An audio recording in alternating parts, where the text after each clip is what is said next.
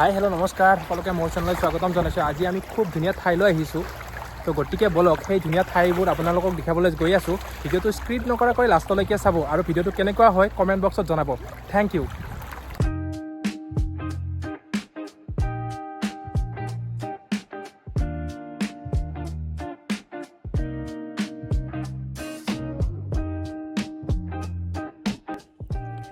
চাৰিওফালে সেউজীয়া গছ-গছনি, উফ পৰিষ্কাৰ বতাহ, চৰাইৰ মাত, এইবোৰে যে গাঁৱৰ আচল সৌন্দৰ্য। ইয়াত আহিলে মনটো নতুনকৈ জি উঠা যেন লাগে। সঁচাই খুব ধুনীয়া পৰিৱেশ।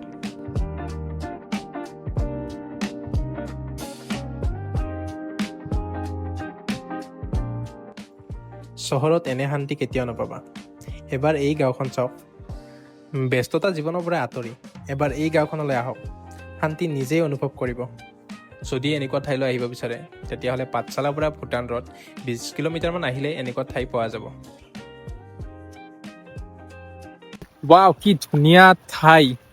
এইখন ঠাই হ'ল ভূটানৰ গাতে লাগি থকা উত্তৰ পূৰ্বাঞ্চলৰ খুব ধুনীয়া সেউজীয়া পৰিৱেশৰ মাজত এইখন গাঁও। আৰু ইয়াতে আহি খুব ধুনীয়া লাগে। আপোনালোক ভিডিঅ' নেচাৰেল গোটেইখিনি দেখাই আছোঁ, লাষ্টলৈকে চাব আৰু।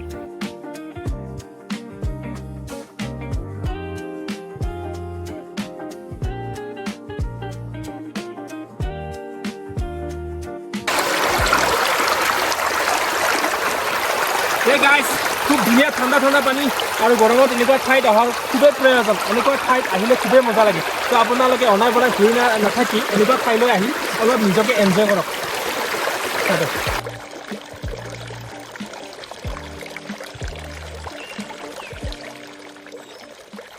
জীৱনটো এই নদীৰ দৰেই, বৈ থাকিলে ধুনীয়া, থমকি গ'লে সকলো সলনি হৈ যায়।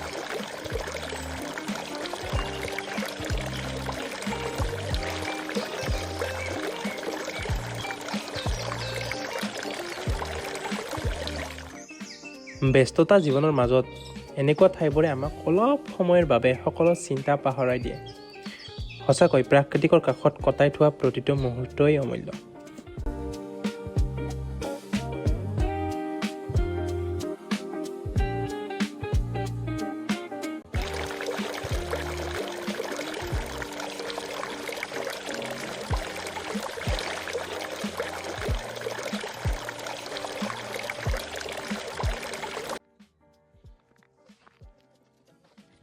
ভিডিঅ'টো লাষ্টলৈকে চোৱাৰ বাবে বহুত ধন্যবাদ। আৰু এনেকুৱা ভিডিঅ'বোৰ লৈ আনিবলৈ চেষ্টা কৰিম।